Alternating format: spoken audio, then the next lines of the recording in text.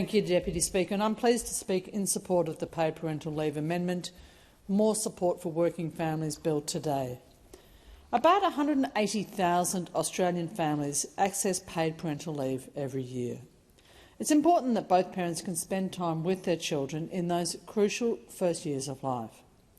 Australia's paid parental leave allowances are now amongst the least generous in the first world. For instance, the average length of paid parental leave in the OECD is 55 weeks. In Australia, it's currently only 20 weeks. Australian men or supporting partners currently receive only 2 weeks of paid parental leave.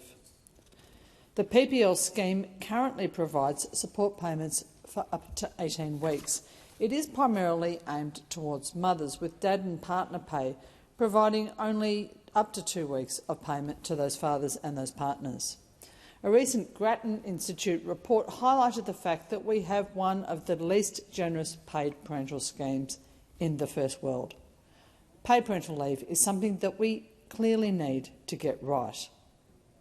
Australian research has shown that increasing shared paid parental leave allowances increases mothers' earnings across their lifetime, and it also increases national productivity. I'd like to acknowledge the important steps of the recent work in that direction by both this government but also the Women's Economic Equality Task Force. At the last federal election, many Australians expressed their deep and real frustration at the treatment of women in this country at the time that they voted. I applaud and I thank them for doing so.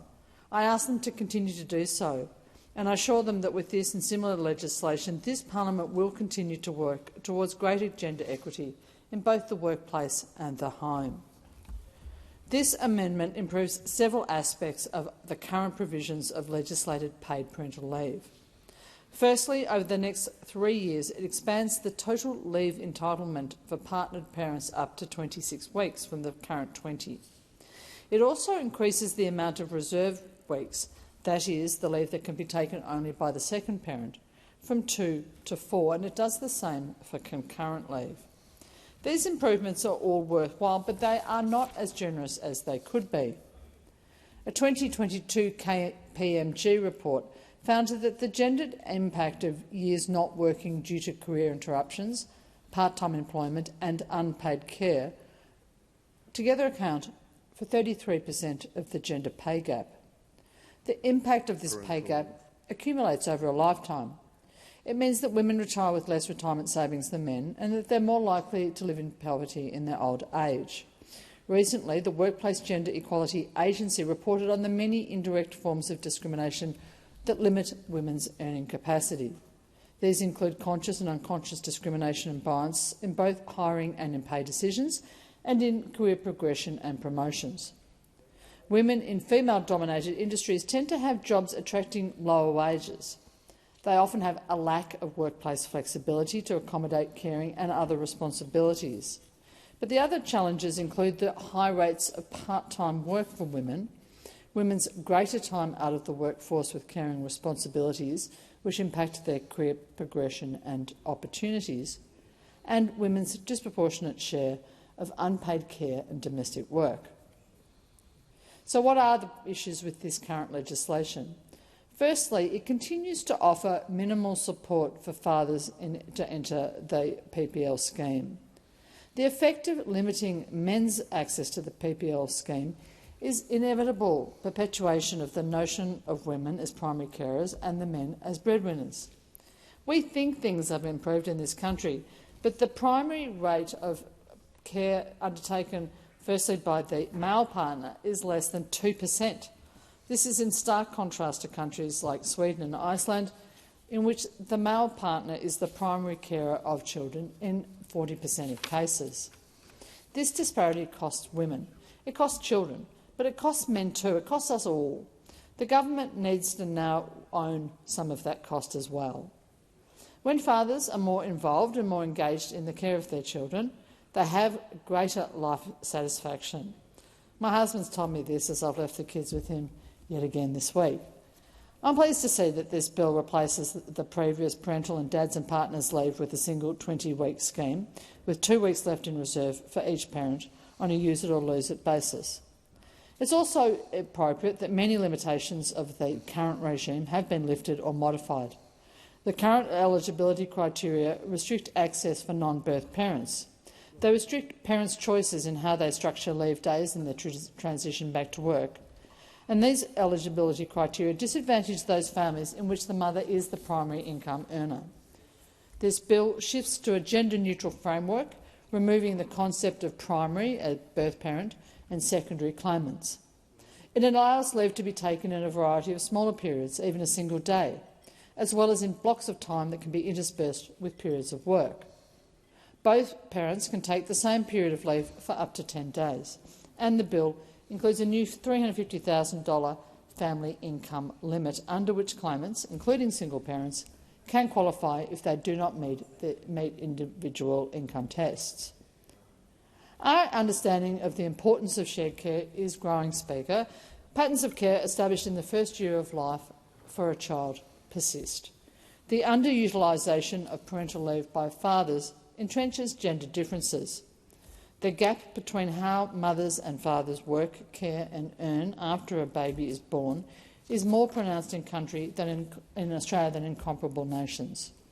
The Australian Institute of Family Studies has found that the average number of hours worked by fathers doesn't change significantly after the birth of a child, while the number of hours worked by mothers generally falls by about 2/3.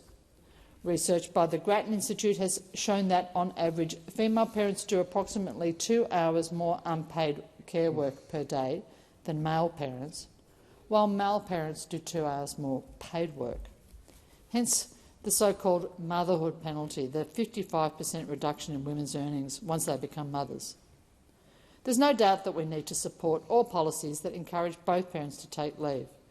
And there are important aspects of this bill which recognise the value of and encourage shared care.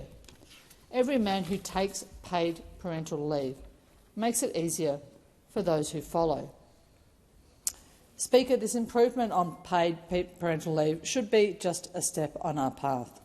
The Wheat report recommended that PPL entitlement be extended to 52 weeks. The AIST noted that our leave entitlements are very limited compared to other OECD countries. Women are left at a significant disadvantage, as families will always inevitably restructure their work and their household duties to favour that partner with the higher income, which is typically the man. And current tax and childcare policies disincentivise full workforce participation. At present, paid parental leave is the only paid leave that does not attract compulsory superannuation, although many employers voluntarily make superannuation contributions. Speaker, I strongly encourage the government, as I have before and as many of my crossbench colleagues have on many occasions, to further increase the number of weeks of paid parental leave it offers to families, to increase access to better funded childcare, and to acknowledge the importance of paid parental leave by heeding another recommendation of the Wheat, that legislation be enacted to ensure that superannuation is paid on all forms of paid parental leave. More than 99% of parents accessing the current government's paid parental leave schemes are women. Inevitably, women are most impacted by the superannuation gap. By taking time out of the workforce to care for their kids, women are penalised with less financial security on retirement. Industry Super has reported that 1.45 million in Australia have missed out on $1.6 billion in super over the last 10 years because super is not currently included on the Commonwealth Paid Parental Leave scheme. Women retire with about a third less super than men, on average $67,000 less. They're overrepresented on the pension, and those aged over 55 are the fastest growing cohort at risk of homelessness. The Australian Public Service Commission has also recommended that to help reduce the gender pay gap and to improve women's long-term economic equality, that the employer component of superannuation should be paid on all forms of paid or unpaid pregnancy and parental leave, regardless of the superannuation scheme type or the contribution method. The AIST made the interesting observation that, consistent with the government's intentions to move towards a wellbeing budget model, it would be opposite of the government to address inequality and financial disadvantage created or facilitated by structural policy issues like this. In that sense, government policies that entrench gender roles and which ignore the contribution of women to the workplace and the economy need urgent attention. Policies that financially disadvantage women by limiting their earning capacity due to caring duties following childbirth further exacerbate the gender super gap. As the Wheat said in 2023, if we eliminate negative gender biases from our tax system, we could unlock $120 billion lost each year to inequality. Speaker, we face numerous key economic challenges in the next decade. These include decarbonisation of our industries, adjusting to the economic impact of climate change, managing an ageing workforce, dealing with increasing intergenerational inequity, geopolitical challenges, the rise of artificial intelligence and other technological advances. This is the ideal time to unlock the value of women's full economic participation. Apart from the economics, it's only just, it's only fair to give women an equal voice in our society. And so I encourage the government to enact legislation requiring superannuation on paid parental leave as soon as possible. And, as the Wheat suggests, I would encourage all employers who offer paid parental leave to do the same. In the words of the Task Force Chair, Sam Mostyn, women want the same opportunities as Australian men to better utilise their education and their skills, and not to be held back by having to take the burden of care, often paid or underpaid. And they want that persistent barriers that hold women back.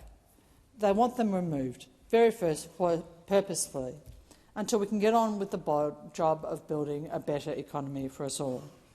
Speaker, I commend this bill to the House and look forward to further progress in this very important area.